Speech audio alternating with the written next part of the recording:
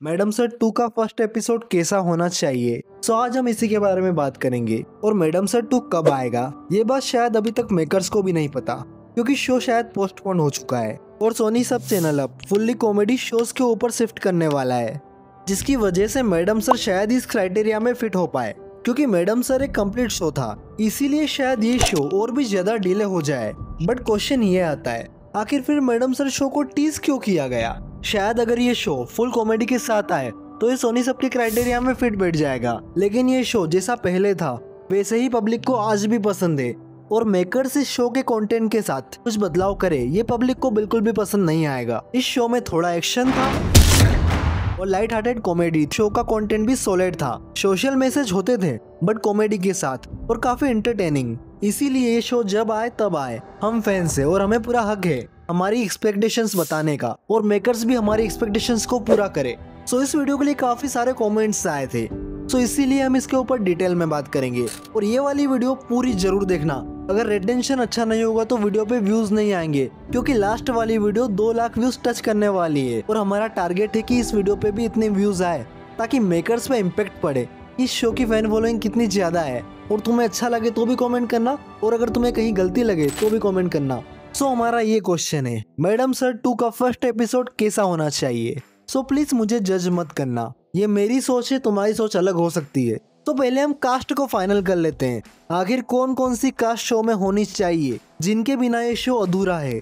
मुझे तो शो में पूरी ओल्ड कास्ट ही चाहिए। गुल्की जोशी, युक्ति कपूर, भाविका शर्मा, प्रियांशु, पुष्पा जी, और साथ में ओदर कास्ट भी। यहाँ तक कि चाय वाले भैया, बिरयानी वाले भैया और बार्बर भैया, और न्यूज रिपोर्टर भी चाहिए, अनुभव भी चाहिए, और कभी कभार अमर विद्रोही भी चाहिए, और स्पेशली एसआई मीरा जी। इनके बिना तो ये शो आज के टाइम पे रेलिवेंट ही नहीं है। और हमारे प्यारे बिल्लू जी, ये सभी इम्पोर्टेंट है इस शो के लिए। बट ये कास्ट शायद ये शो में वापस आ सके, बट सभी चाहते हैं ऐसा हो। और अगर ये कास्ट आती है तो शो का फर्स्ट एपिसोड ऐसा होना चाहिए, तब मजा आएगा। मेकर्स प्लीज इन बातों का ध्यान रखना ताकि शो पहले से भी थोड़ा अच्छा बने, और शो की कॉमेडी थोड़ी सी बढ़ा दो प्लीज। बट अच्छा ह्यूमर भी होना चाहिए, वरना रेपिटेटिव लगेगा।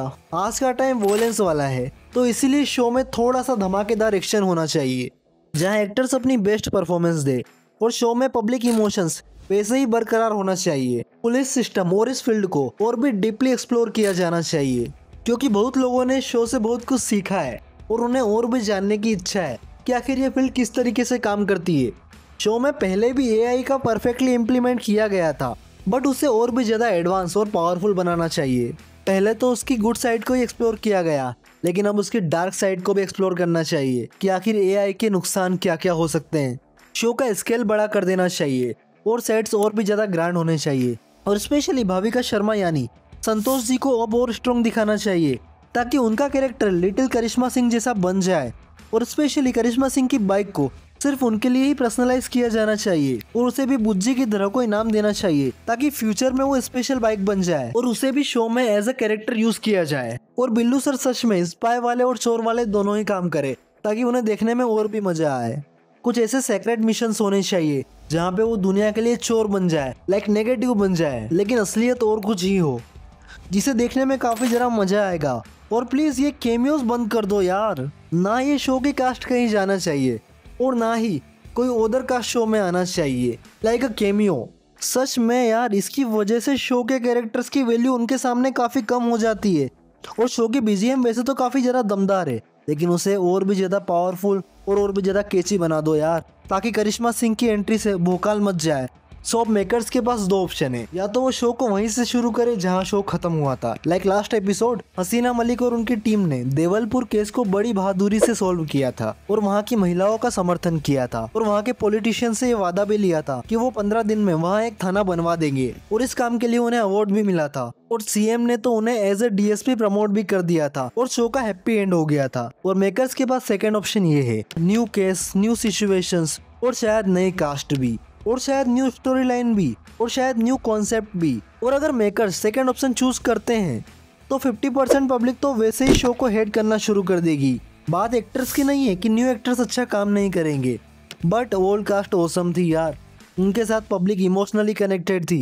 और उस कनेक्शन को फिर से बनाने में काफी समय लग जाएगा, बट इससे उन्हें न्यू ऑडियंस मिल सकती है। बट इसमें रिस्क काफी ज्यादा है, इसमें शो पूरी तरीके से फ्लॉप भी हो सकता है। और वो लोग ये भी कर सकते हैं कि ओल्ड कास्ट के साथ ही शो को रिबूट कर दे। इससे शो की पॉपुलैरिटी पर इफेक्ट नहीं होगा और पब्लिक को भी कुछ नया देखने को मिलेगा। अब ये देखते हैं कि अगर शो ओल्ड कास्ट के साथ आता है तो उसके फर्स्ट एपिसोड में होना क्या चाहिए। सो हमने मैडम सर के सीजन 1 के फाइनल एपिसोड में देखा था कि कैसे हसीना मलिक और उनकी पूरी टीम ने देवलपुर में एक पुलिस स्टेशन बनवाने की मांग करी और वहाँ के पॉलिटिशियन ने उसे मान भी लिया। बट वो पॉलिटिशियन अंदर से ये नहीं चाहता था और उसके एक्सप्रेशन देख के यही लग रहा था कि ये सिर्फ पब्लिक के ही सामने हाँ बोल रहा है, ये खुद से ये चीज नहीं चाहता। और इसी वजह से उस पॉलिटिशियन की दुश्मनी सीधा हसीना मलिक और उनकी टीम से हो गई, क्योंकि वो लोग ही उसका सारा खेल बिगाड़ रहे हैं। तो शायद अब वो ये सोच रहा हो कि कैसे भी मुझे इन्हें रास्ते से हटाना होगा, नहीं तो ये मेरा सारा काम खराब कर देंगे। और इसीलिए अब उसका टारगेट हसीना मलिक और करिश्मा सिंह को साइड करना हो, क्योंकि बाकी टीम तो इतनी पावरफुल नहीं है। इसीलिए उसके गुंडे मिलकर हसीना मलिक को किडनैप कर लेते हैं और किसी तरीके से करिश्मा सिंह को एसएचओ बनाकर उनका ट्रांसफर कहीं और कर देते हैं।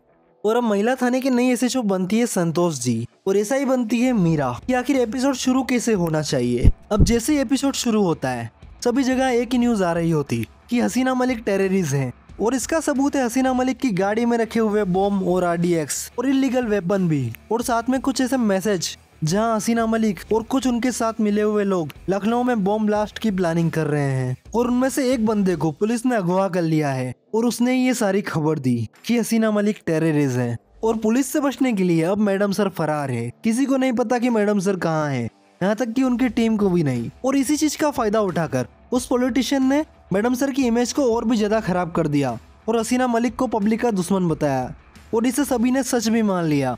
बट टीम ये मानने को तैयार नहीं थी। बट उस पॉलिटिशियन के गुंडों ने उन्हें भी डराया और उन्हें भी गलत काम करने के लिए मजबूर कर दिया और काफी पैसे का भी ऑफर दिया। बट मैडम सर की टीम काफी ईमानदार थी और टीम को ये भरोसा भी था कि मैडम सर कभी ऐसा नहीं कर सकती।